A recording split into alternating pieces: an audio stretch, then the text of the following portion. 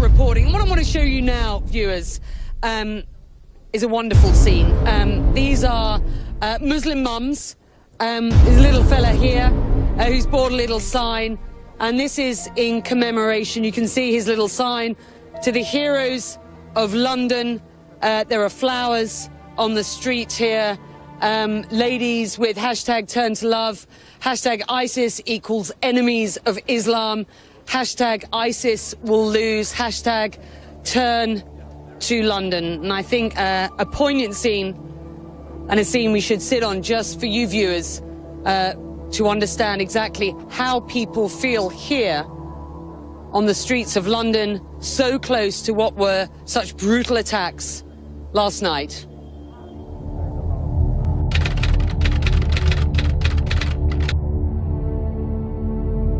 And welcome back to the show. I scream, you scream. You know the rest. I scream, you scream, you know the rest. I scream, you scream, you know the rest. I scream, you scream, you know the rest. Well, I scream, you scream, you know the rest. I scream, you scream, well, you know the rest. I scream, you scream, well, you know the rest. I scream, you scream, well, you know the rest. Got it. I scream, you scream, you know the rest. I scream, you scream, we all know the rest. I scream, you scream, you know the rest. I scream, you scream, well, you know the rest. I scream, you scream, you know the rest. Mike Myers says, yeah, baby. Mike Myers says, yeah, baby. Mike Myers says, yeah, baby. Mike Myers says, yeah, baby. Mike Myers says, yeah, baby. Mike Myers says, yeah, baby. Mike Myers says, yeah, baby. Mike Myers says, yeah, baby. Mike Myers says, yeah, baby. Mike Myers says, yeah, baby. Mike Myers says, yeah, baby. Mike Myers says, yeah, baby. Mike Myers says, yeah, baby. Mike Myers says, yeah, baby. Mike Myers says, yeah, baby. Mike Myers says, yeah, baby. A child's happiness is priceless, especially on a birthday. A child's happiness is priceless, especially on a birthday. A child's happiness is priceless, especially on a birthday. A child's happiness is priceless, especially on a birthday. Well, a child's happiness is priceless, right? Especially on a birthday. A child's happiness is priceless, especially on a birthday. A child's happiness is priceless, especially on a birthday. A child's happiness is priceless, especially on their birthday. A child's happiness is priceless, especially on a birthday. A child's happiness is priceless, especially when it comes to their birthdays. Absolutely. A child's happiness is priceless, especially on a birthday. A child's happiness is priceless, especially on a birthday. Well, a child's happiness is priceless, especially on a birthday. Show thanks. New on Sunrise, Frank Ocean tells a major fast food chain to buzz off. And which celeb peed in a glass jar? Frank Ocean tells a major fast food chain to buzz off. And which celeb peed in a glass jar? Frank Ocean tells a major fast food chain to buzz off. And which celeb peed in a glass jar? Frank Ocean tells a major fast food chain to buzz off. And which celeb peed in a glass jar? Interesting question. Frank Ocean telling the major fast food chain to buzz off, and which celeb peed in a glass jar? But first, the severe flooding here in the Northeast as more rain continues to fall today. NBC's Michelle Kaczynski, I guess she's in the canoe, is in Wayne, New Jersey this morning. Hey, Michelle, good morning to you. Good morning. Well, obviously we're getting a nice break from the rain, but not the flooding. This is essentially now a part of the Passaic River in this neighborhood. It rushed in yesterday.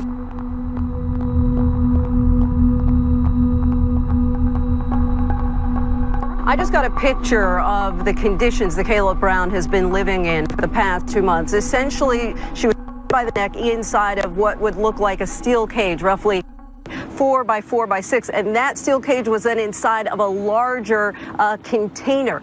Now, a massive search is underway in this field behind me because the victim herself told police that she believes as many as 4 bodies may be buried here. George? Boy, that is just horrific. Okay, Lindsay. An ABC News producer is being investigated by the network after reported evidence that a live camera shot on Good Morning America was doctored by falsely stringing police tape in the background.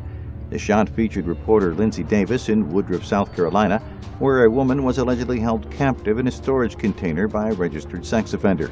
Behind Davis, yellow police tape can be seen with the words, "Sheriff's Line, do not cross." A wider photograph of the scene shows that police tape was actually just attached to some ABC camera equipment to enhance the scene. Dateline NBC. a primetime news program, airs a story in 1992 entitled Waiting to Explode. The story includes footage demonstrating that a line of trucks produced by General Motors readily explode on impact. To see for ourselves what might happen in a side impact crash, Dateline NBC hired the Institute for Safety Analysis to conduct crash demonstrations. Unlike GM tests, the fuel tanks were filled with real gasoline. Look what happened.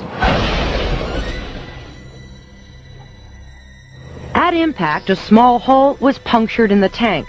According to our experts, the pressure of the collision and the crushing of the gas tank forced gasoline to spew from the gas cap. The fuel then erupted into flames when ignited by the impacting car's headlight. After the program airs, one of the firemen at the taping of the crash contacts GM. The conversation inspires a full-scale investigation. 3 months later, NBC is forced to reveal their role in fabricating the news.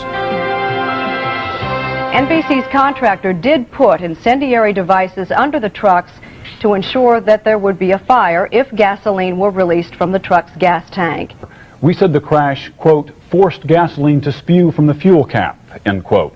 GM says since the gas cap was the wrong cap for the GM filler tube, and because the gas tank was overfilled, the cap came off when the impact occurred. We agree with GM that we should have told our viewers about these devices. The Dateline reporter, however, said, quote, at impact, a small hole was punctured in the tank, unquote. GM has now x-rayed that tank and found no hole. We acknowledge the placing of the incendiary devices under the truck was a bad idea from start to finish. That's our new policy, and we'll be right back.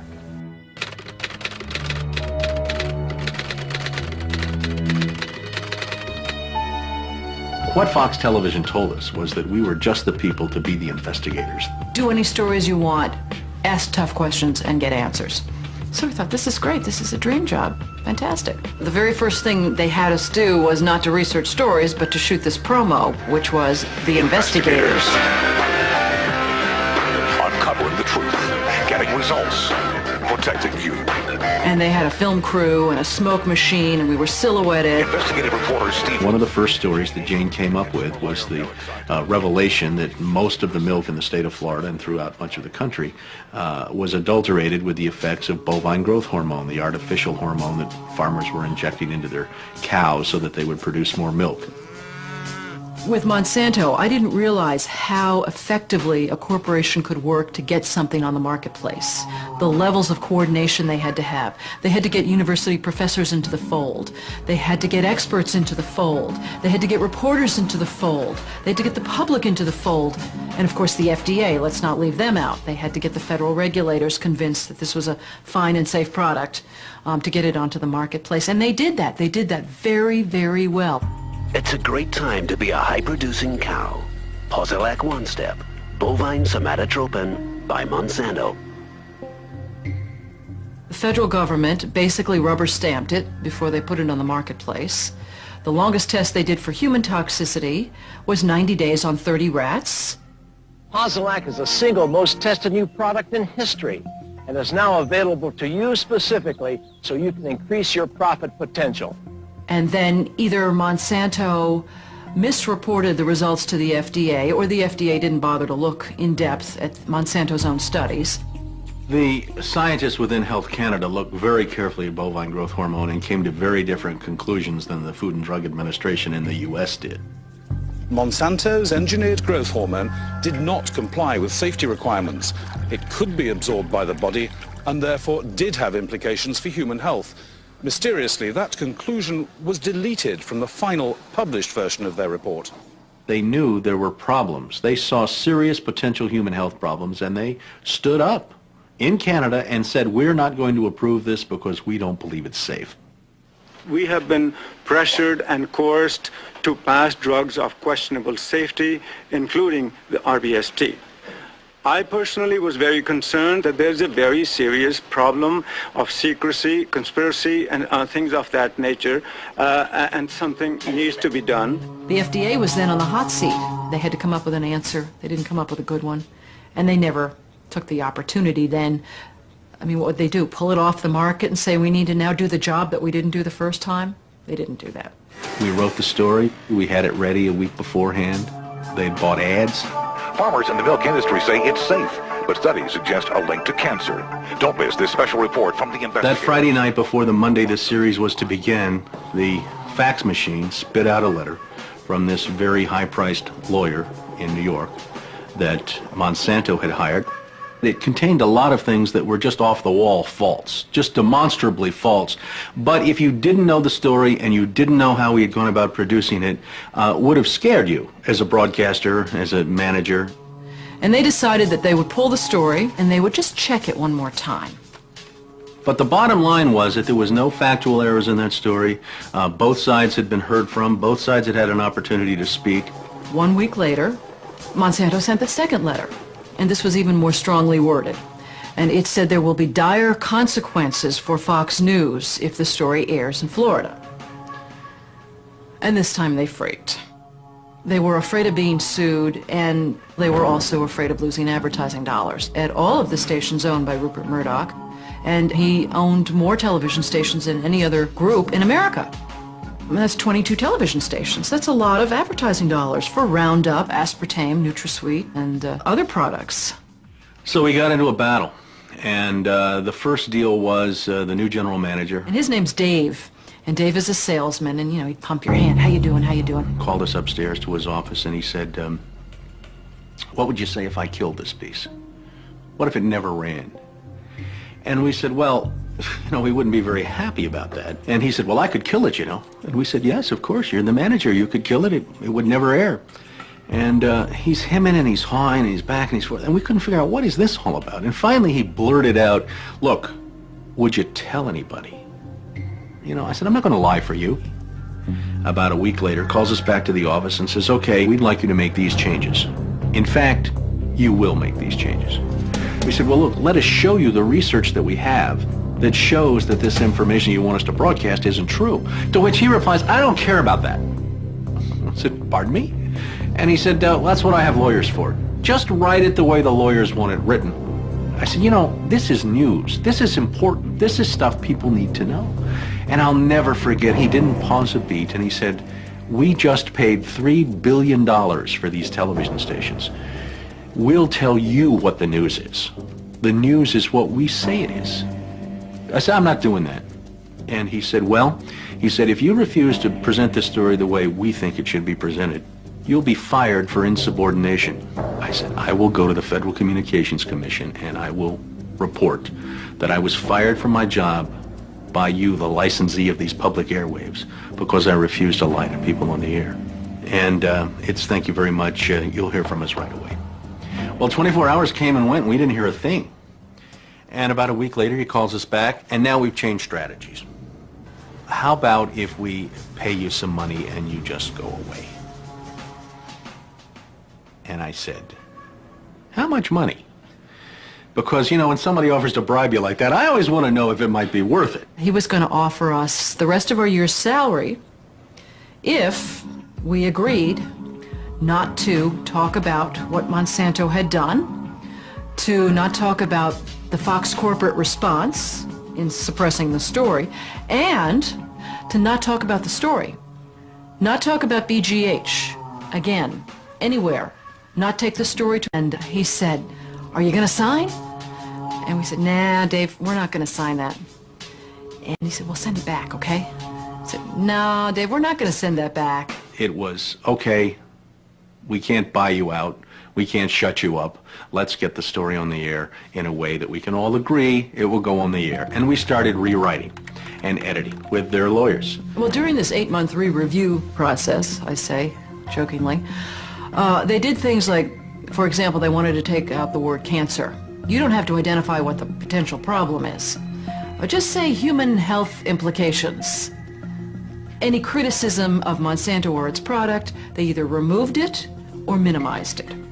And it was very, very clear, I would say, almost every edit they made to the piece, that was the aim. And we changed this and this and this, and then that wasn't good enough. Okay, now change this and this and this. Now change this and this. Version after version after version, 83 times. 83 times is unheard of. It doesn't happen. You shouldn't have to rewrite something 83 times. Obviously, they didn't want to put the thing on the air, and they were trying to drive us crazy and get us to quit or wait until the first window in our contract so that they could fire us. They, in effect, announced that they were going to fire us for no cause. Well, this was a little much. And Steve wrote a letter to the lawyer in Atlanta, whose name is Carolyn Forrest, the Fox corporate lawyer. And I said, you know, this isn't about being fired for no cause. You're firing us because we refused to put on the air something that we knew and demonstrated to be false and misleading. That's what this is about. And because we put up a fight, because we stood up to this big corporation, and we stood up to your editors, and we stood up to your lawyers, and we said to you, look, there ought to be a principle higher than just making money. Look at a pyramid. In the first couple layers, the really eager, hard-working young journalists are out there trying to get the stories, trying to make a name so they can move up that pyramid. Well, the further they move up the pyramid, the more they realize that, the outlets really aren't interested in major news that rocks the boat. The boat Charles refers to belongs to those at the top of the pyramid, where the interests of the media outlets are quietly defined.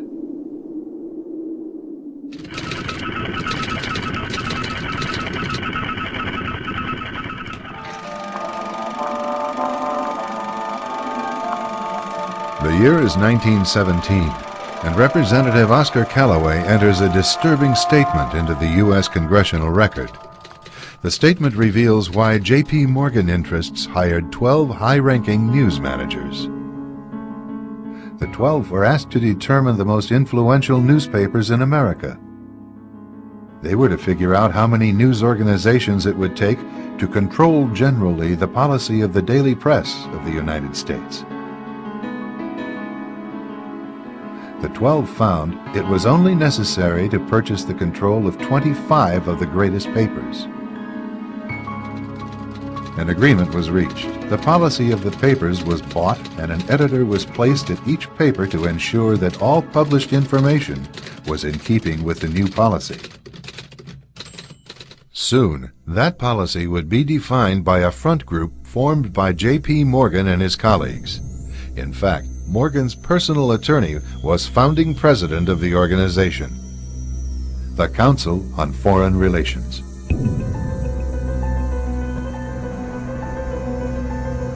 Today, the CFR maintains that its goal is to increase America's understanding of the world.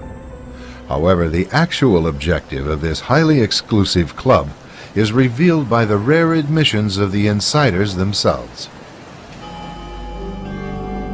In the early 60s, a Georgetown University professor collects information for a book favorable to the network of powerful men who founded the CFR. For 2 years, Professor Carroll Quigley is allowed to examine the confidential papers and secret records of this network. Quigley reveals that these men aim to create a world system of financial control in private hands, able to dominate the political system of each country and the economy of the world as a whole. In short, they seek total and quiet control of the entire world. And the CFR is their most visible conduit for carrying out that agenda. CFR members include America's wealthiest tycoons, as well as the highly placed elite in government, academic institutions, tax-exempt foundations, and the establishment media.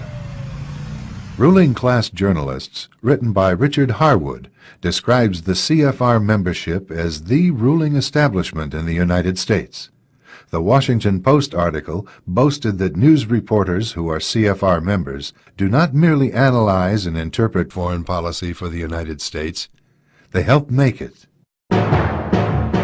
Who are these policymakers? Many of their faces are familiar. NBC's Tom Brokaw, CBS's Dan Rather, ABC's Barbara Walters, Jim Lehrer of PBS, William F. Buckley of National Review, media mogul Rupert Murdoch, owner of the giant multifaceted News Corporation. These media heavyweights, and many others like them, are members of the CFR. Powerful corporations are also invited to become members. At the close of the 20th century, CFR influence presided over far-reaching consolidations of media control. In 1995, CFR members Michael Eisner of Disney and ABC's Thomas Murphy merged their media empires. Soon after the merger, the Disney-ABC empire becomes a CFR corporate member.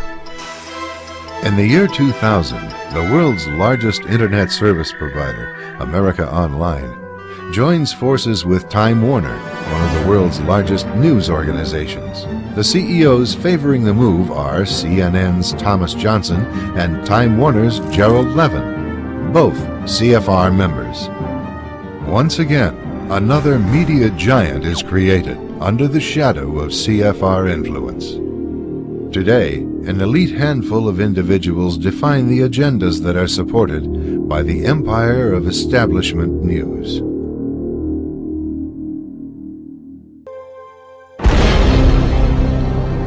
In 1990, an age-old conflict in the Balkans erupted into civil war. A multi-sided and complicated overseas struggle was packaged by the mainstream media as a tidy melodrama. The predominantly Christian Serbs were cast as the villains. A key maneuver employed to demonize them involved a photo shoot. The news has always been used to stampede our reason with a perception and emotion. When you're talking about war, you get those heart-tugging appeals to pity in particular, and we've seen that again using images. Benjamin Works, president of the Strategic Issues Research Institute, is a military affairs analyst for Fox News and CNN. He recalls the emergency shelters set up by the Serbs to accommodate Bosnian refugees. I remember very vividly seeing tours by the camp commander showing the mess hall, showing food that, I wouldn't pay money for, but I'd gladly eat if it were free. And yet this was turned into a sensational story about concentration camps. And the propaganda twist on that came out of both the electronic media and the newspapers, and very glaring covers on Time magazine and such. Judgment, an independent expose, reveals how a British film crew photographed a Bosnian emergency shelter to look like a Nazi concentration camp. The film crew positioned themselves inside a barbed wire enclosure to shoot out at refugees, who were free to come and go as they pleased. The cameras zeroed in on a refugee whose emaciated appearance was the result of a birth defect. We found that all of these allegations of a concentration camp were really frauds perpetrated by the reporters, and in fact, at least one, Roy Gutman, won a Pulitzer Prize for this kind of fabrication. And the image that helped motivate American involvement in an overseas entanglement was a total fake. One of the CFR's strongest media allies is the New York Times. As a major outlet for the establishment viewpoint, the Times has achieved dominant influence over the reporting of national and international news. The Times is relied upon by many editors in the mainstream news media for direction on how to portray world events. In addition, the Times wire service retails the establishment line to subsidiary outlets such as broadcast news distributors and regional newspapers. Competition between these outlets rests primarily on the style of regurgitating the same message.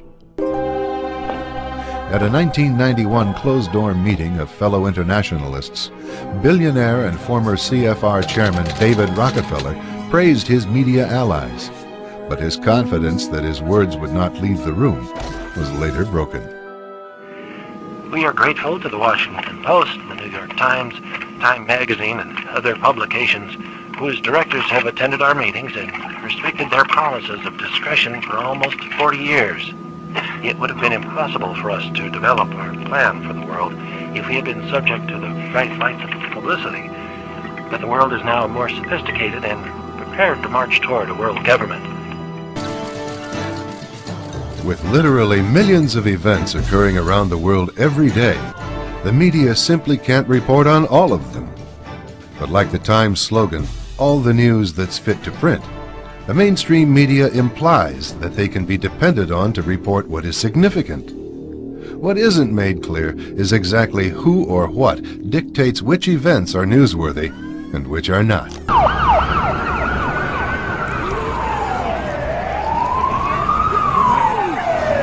If it bleeds, it leads. This cynical saying, often regarding mainstream news, implies that violent or catastrophic reports are peddled as top stories. And the two planes collide. Horrific or dramatic events alone create strong emotional responses. Add to that sweeping statements that stir public fear. The police can't stop it. Reports of war, nuclear threats, natural disasters, scandals, and murders often filled the daily news for reasons other than to inform. Preying upon fears viewers have concerning death and destruction is so frequently practiced by major news that most viewers are desensitized to the actual intent of the reports themselves. Good evening. There are new and dire predictions tonight about the future of our planet. Around the world, glaciers are in full retreat.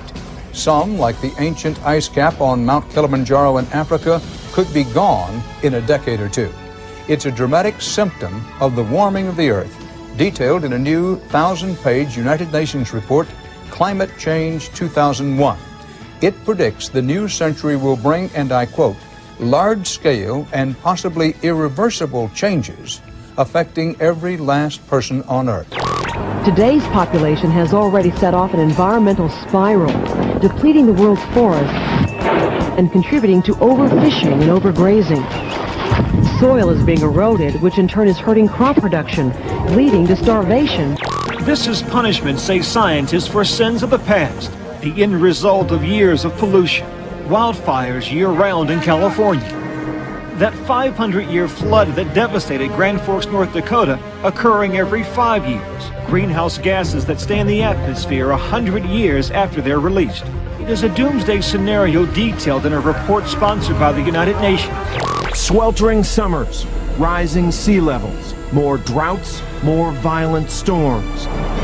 Global warming is real, the new report declares, and humans are helping to cause it.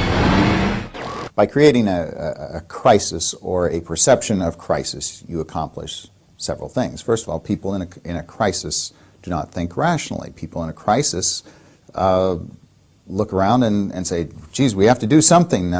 Something is upon us. And so in a panic atmosphere, crisis atmosphere, people are willing to accept more stringent controls. No matter what the current news-hyped crises may be, the proposed solution by mainstream news remains consistent. Global warming is real, and it's something that needs to be taken into account very seriously in policy decisions. And the emissions are a policy question. If we don't move now, any chances that we have for conserving the environment, maintaining political stability, or offering opportunities to individuals will be totally washed away in the extraordinary load of so many people. China, the world's most populated country, now controls the phenomenon by demanding its couples produce just one child, with harsh penalties for those who fail to comply. Most countries agree family planning should be a top priority. The UN begins setting the next decade's priorities on population. Global warming, ozone depletion, overpopulation, deforestation, biodiversity, all of these are being presented as global crises, the equivalent of war, the things that demand immediate action for survival. In fact, we're told global survival is at stake here. And in each of these cases, we're told these are global crises that cannot be handled at the local and national level. They are global crises that require global solutions. Today, Americans are told global warming will destroy the planet. However, only a few decades ago, they were told that the planet would be destroyed by a more chilling crisis. What scientists are telling us now is that the threat of an ice age is not as remote as they once thought. If we are unprepared for the next advance, the result could be hunger and death on a scale unprecedented in all of history. During the lifetime of our grandchildren, Arctic cold and perpetual snow could turn most of the inhabitable portions of our planet into a polar desert. Do you have any people being paid by the CIA who are contributing to a major circulation American journal? We do have people who submit pieces to two American journals. Do you have any people paid by the CIA who are working for television networks? This, I think, gets into the kind of getting into the details, Mr. Chairman, that I'd like to get into in executive session.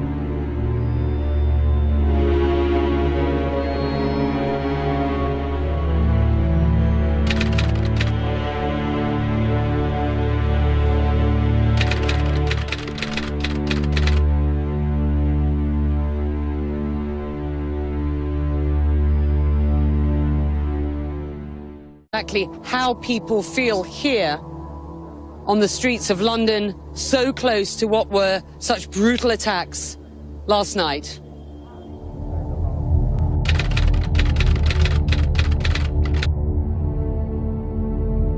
And welcome back to the show. I scream, you scream. You know the rest.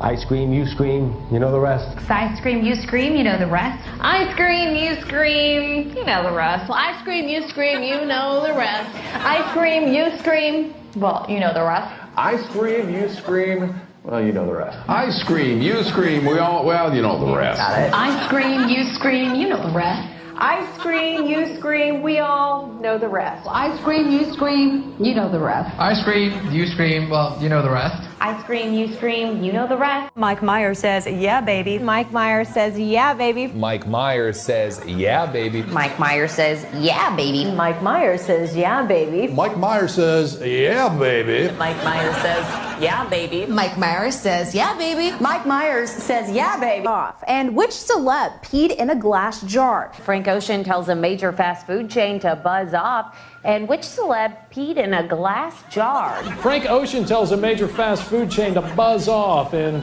which celeb peed in a glass jar? Interesting question. Frank Ocean telling the major fast food chain to buzz off. And which celeb peed in a glass jar? But first, the severe flooding here in the Northeast as more rain continues to fall today.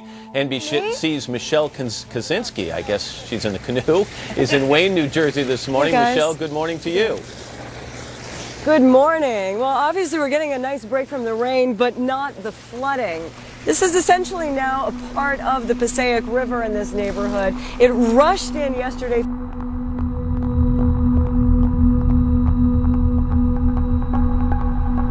I just got a picture of the conditions that Caleb Brown has been living in for the past 2 months. Essentially, she was by the neck inside of what would look like a steel cage, roughly 4 by 4 by 6, and that steel cage was then inside of a larger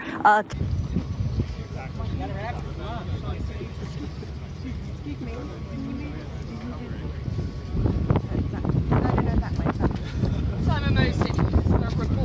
to show you now, viewers, is a wonderful scene. These are Muslim mums. Let's go, guys.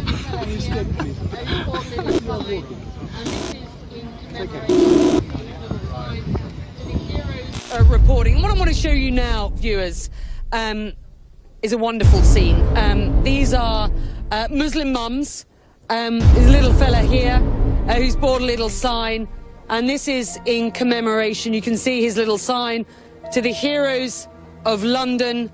There are flowers on the street here.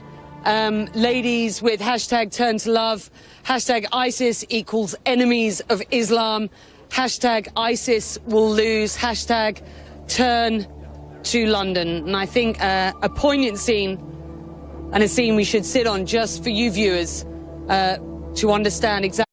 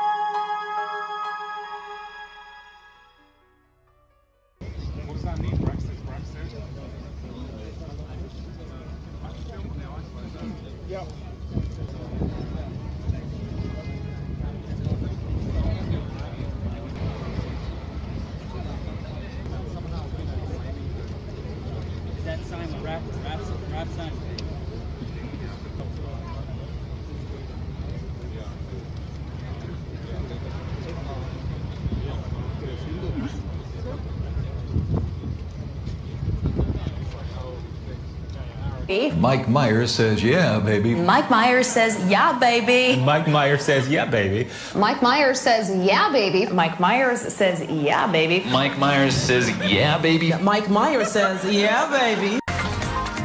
A child's happiness is priceless, especially on a birthday. A child's happiness is priceless, especially on a birthday. A child's happiness is priceless, especially on a birthday. A child's happiness is priceless, especially on a birthday. Well, a child's happiness is priceless, right? Especially on a birthday. A child's happiness is priceless, especially on a birthday. A child's happiness is priceless, especially on a birthday. A child's happiness is priceless, especially on their birthday. A child's happiness is priceless, especially on a birthday. A child's happiness is priceless, especially when it comes to their birthdays. Absolutely. A child's happiness is priceless, especially on a birthday. A child's happiness is priceless, especially on a birthday. Well, a child's happiness is priceless, especially on a birthday. Show thanks. New on Sunrise, Frank Ocean tells a major fast food chain to buzz off. And which celeb peed in a glass jar? Frank Ocean tells a major fast food chain to buzz off.